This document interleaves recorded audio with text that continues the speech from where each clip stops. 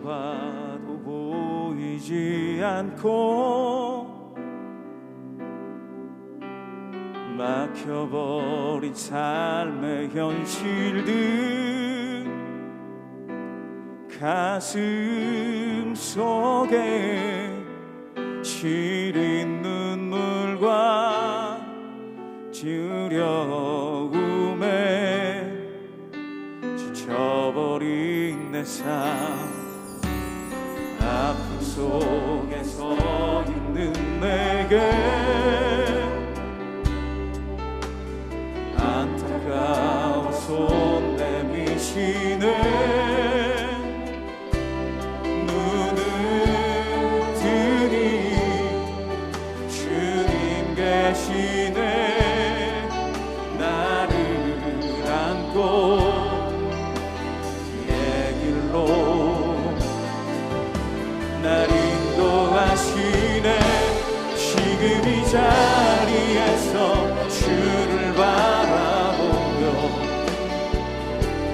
지금 이 자리에서 주가 영광 받으시도록 주께 승복하리라 주께 나가리라 지금 이 자리에서 살아내리라.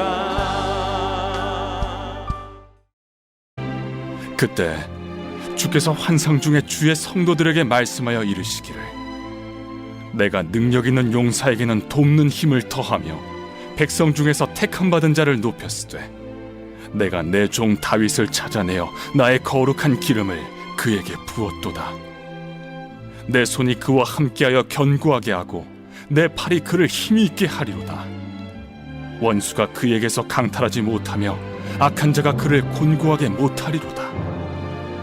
내가 그의 앞에서 그 대적들을 박멸하며 그를 미워하는 자들을 치려니와 나의 성실함과 인자함이 그와 함께하리니 내 이름으로 말미암아 그의 뿔이 높아지리로다. 내가 또 그의 손을 바다 위에 놓으며 오른손을 강들 위에 놓으리니 그가 내게 부르기를 주는 나의 아버지시요 나의 하나님이시요 나의 구원의 바위시라 하리로다. 내가 또 그를 장자로 삼고 세상 왕들에게 지존자가 되게 하며 그를 위하여 나의 인자함을 영원히 지키고 그와 맺은 나의 언약을 굳게 세우며 또 그의 후손을 영구하게 하여 그의 왕위를 하늘의 날과 같게 하리로다. 만일 그의 자손이 내 법을 버리며 내 규례대로 행하지 아니하며 내 율례를 깨뜨리며 내 계명을 지키지 아니하면 내가 회초리로 그들의 죄를 다스리며 채찍으로 그들의 죄악을 벌하리로다. 그러나 나의 인자함을 그에게서 다 거두지는 아니하며 나의 성실함도 패하지 아니하며 내 언약을 깨뜨리지 아니하고 내 입술에서 낸 것은 변하지 아니하리로다. 내가 나의 거룩함으로 한 번 맹세하였은즉 다윗에게 거짓말을 하지 아니할 것이라. 그의 후손이 장구하고 그의 왕위는 해같이 내 앞에 항상 있으며 또 궁창의 확실한 증인인 달같이 영원히 견고하게 되리라 하셨도다. 사랑하는 성도 여러분, 안녕하세요. 이 아침에도 하나님의 말씀 앞에 반응하고 그 말씀으로 하루를 살아갈 힘을 얻는 귀한 시간 되시길 축복합니다. 우리가 하나님은 신실하신 분이시다 라고 고백합니다. 그럼 우리 하나님은 어떤 것에 대하여 신실하신 분이실까요? 하나님이 먼저 세우신 언약, 바로 하나님이 말씀하신 것에 대하여 신실하신 분이십니다. 하나님이 이 성경을 통해 주신 그 말씀과 언약을 이루어 주심에 신실하심을 믿습니다. 오늘도 그 신실하신 하나님의 말씀만을 붙드시는 그 귀한 하루가 되시기를 간절히 축복합니다. 오늘 시편 89편 말씀도 언약에 신실하신 그 하나님을 보여줍니다. 내가 말하기를 인자하심을 영원히 세우시며 주의 성실하심을 하늘에서 견고히 하시리라 하였나이다. 또 24절에 나의 성실함과 인자함이 그와 함께 하리니 내 이름으로 말미암아 그의 뿔이 높아지리로다. 이렇게 하나님께서 이 세상 만물들과 또 다윗의 왕조를 통해 하나님의 성실하심, 신실하심을 보여주셨고 또 앞으로도 그 언약의 신실하심을 계속해서 우리에게도 동일하게 보이실 것이다. 내가 바로 그 신실한 하나님이다 라는 것을 드러내는 말씀이 오늘 시편 89편 말씀인 것이죠.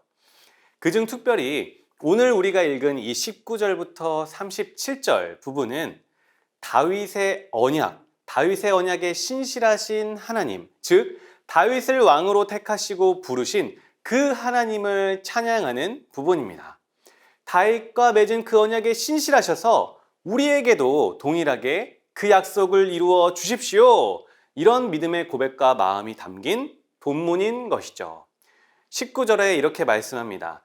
그때에 주께서 환상 중에 주의 성도들에게 말씀하여 이르시기를 내가 능력 있는 용사에게는 돕는 힘을 더하며 백성 중에서 택함 받은 자를 높였으되 내가 내 종 다윗을 찾아내어 나의 거룩한 기름을 그에게 부었도다. 아멘. 하나님께서 다윗을 택하시고 찾아내시고 그에게 기름을 부어 그와 언약을 세우셨습니다. 그런데 하나님께서 다윗을 세우시며 그에게 언약해 주신 이 말씀 속에요, 백성들에게 참 위로가 되었던 한 사실이 있었습니다. 그것은 바로 다윗왕이 19절에 백성 중에서 택함 받은 자였다는 사실이었습니다. 다윗은 역대 이스라엘 왕 중에서 가장 인정받는 왕이었습니다. 백성을 가장 사랑했고 또 위했던 왕이며 지금까지도 유대인들에게 가장 사랑하는 인물을 뽑으라고 하면 당연 다윗 왕을 뽑을 정도로 백성들을 사랑하고 인정받던 왕이었죠. 그럼 그 이유와 그 비결은 무엇이었을까요? 어떠한 특별한 왕의 교육과 어떤 특별한 음식, 어떤 특별한 환경에서 그가 자랐기 때문이었을까요? 아니요. 그 이유는 그가 백성들과 동일하게 오늘 말씀처럼 백성 중에서 택함 받았기 때문입니다.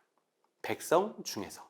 그의 집안에 존경받을 조상들이 많이 있었어요. 그렇지만 어떤 왕가나 귀족이나 영광스러운 가문은 아니었습니다. 그냥 평범한 일반 보통 가문이었죠. 그의 직업은 무엇이었습니까? 그저 아무도 알아주는 사람 없이 하루하루를 들판에 나아가 맡겨진 양을 모는 양치기였습니다. 냄새났을 거고요. 심심하면 노래를 부르고 돌멩이를 던지는 그저 평범한 일반 사람이었습니다. 하지만 다윗이 그랬기 때문에 그가 인정받는 왕이 될 수 있었습니다. 하나님께 왕으로 선택받은 그가 백성을 잘 품고 잘 사랑할 수 있었던 이유는 백성을 위한 법을 만들며 하나님 앞에 왕으로서 백성을 잘 다스릴 수 있었던 것은요, 그가 우리와 같은 너무나 평범한 사람, 오늘 말씀처럼 우리 중에서 택함을 받은 왕이기 때문입니다. 그런데요, 그 설교의 대가, 설교의 황태자라고 불렸던 찰스 스펄전 목사님은 이러한 그 다윗의 모습이 오늘 시편 89편 본문에서 말하는 백성 중에서 택함 받은 이 다윗의 모습이 우리 주 예수 그리스도와 똑같다.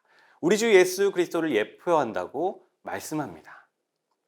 다윗이 백성 중에서 택함을 받은 왕이 된 것처럼 완전한 하나님이자 또 완전한 사람이신 그 우리의 그리스도도 그의 백성들, 사람 가운데서 택함 받으신 왕이십니다.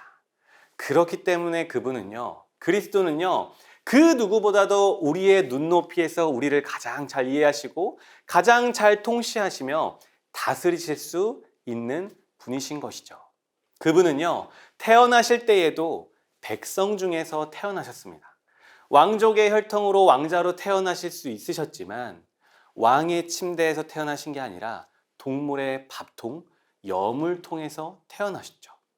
어떤 유명한 도시에서 태어나신 것이 아니라 어떤 화려한 왕궁에서 태어나신 것이 아니라 빵집이라는 이름, 베들레헴이라는 그 총동네에서 태어나셨습니다. 또 그는요, 백성들 가운데서 자라나셨어요. 금수저를 물고 오신 것도 아니고 목수의 집안에서 나무 일을 하며 목수 일을 하며 자라셨습니다. 어떤 특별한 교육도 받지 않으셨죠. 또 그분의 인생은 어떠하셨습니까? 그분은요, 웅장한 모습과 화려한 길로만 다니신 것이 아니라 피곤하고 고단하고 어려운 길로 다니셨습니다. 그 길 가운데 왕으로서 신하들을 두신 것이 아니라 어부들을 동료로 두셨습니다. 이렇게 그분은 일방 백성들 중에 한 사람, 우리와 똑같은 사람이셨습니다. 그렇기에 사랑하는 성도 여러분, 그렇기에 이 사실이 우리에게 너무나 큰 위로가 되는 줄 믿습니다. 그분이 우리 가운데 사람으로서 너무나 평범하게 태어나셨기 때문에 우리를 그 누구보다도 가장 잘 이해하십니다. 우리의 필요를 누구보다도 아시며 우리를 누구보다도 긍휼히 여기실 수 있으신 분이신 것이죠. 사랑하는 성도 여러분, 이런 말이 있습니다. 가난을 경험해보지 못한 사람은 그 가난한 사람들의 고통을 정말 마음 다해 공감하지 못한다. 부유하기만 했던 사람들은요, 매일의 양식을 위해 일하는 사람들, 물가가 오르고 내리는 것에 허덕이는 사람들의 그 마음을 알 수가 없어요. 왜? 백성 가운데 있어 본 적이 없으니까요. 그런 사람이 리더가 되고 권력을 갖게 되면 그 따르는 백성을 잘 이해하며 다스릴 수 없어요. 하지만 우리의 세상 속 리더들이 그런 사람임에도 우리에게는요, 소망이 있습니다. 그것은 다윗이 그러했듯이 우리의 영원한 통치자, 우리의 리더이신 그리스도께서 백성 가운데 택함 받으신 분이시라는 겁니다. 우리와 같이 시험과 고통, 가난과 아픔, 슬픔과 집 없음을 우리 가운데에 우리와 함께 겪으신 분이시라는 것이죠. 그런 분이 나의 주인, 나의 구원자, 나의 왕이 되신다는 그 사실이 얼마나 큰 위로이고 기쁨입니까? 이 진리가, 이 그리스도의 언약이 오늘 우리에게 그 어떤 것보다 가장 큰 위로가 되는 줄 믿습니다. 오늘 하루, 아니 매일매일이 걱정되시는 성도님들, 또 나에게 닥친 시험과 헤쳐나갈 문제들로 인해 마음이 두려운 성도님들, 날마다 그 그리스도 앞에 나오십시오. 만일 대통령이 오늘 나를 부른다면, 내일 아침 나를 부른다면 우리 안에는 분명히 걱정이 많아지고 복잡해질 겁니다. 무슨 옷을 입어야 되지? 어떻게 다가가 인사하고 예의를 갖춰야 하지? 걱정이 많이 생길 거예요. 하지만 친구가 나를 부른다면, 그 친구가 나를 부른다면 그 어느 때보다 우리가 가벼운 마음으로 나아갈 수 있을 겁니다. 왜요? 내 친구도 나와 같은 백성 중에 한 명이니까요. 사랑하는 성도 여러분, 그리스도께 나아가는 것도 이와 똑같습니다. 제가 어찌 감히 그리스도께 그렇게 나아가요? 감히 거룩하신 왕 앞에 낮고 천한 이 죄인이 어찌 나아갑니까? 어떤 말을 해야 할지, 어떤 단어를 선택해야 될지 잘 모르겠다고요. 맞습니다. 하지만 그렇기 때문에 예수님께서 우리에게 한 칭호를 더 허락해 주신 것이죠. 괜찮아. 내가 너의 친구란다. 내가 너의 형제란다. 언제든 나에게 있는 모습 그대로 나아오렴. 왜? 나는 너희 가운데 있는 친구니까. 아멘. 사랑하는 성도 여러분, 그분 앞에 오늘도, 아니 매일매일 힘들고 괴롭고 슬픈 그 어떤 순간에라도 있는 모습 그대로 나아오십시오. 조금 지저분해도 괜찮습니다.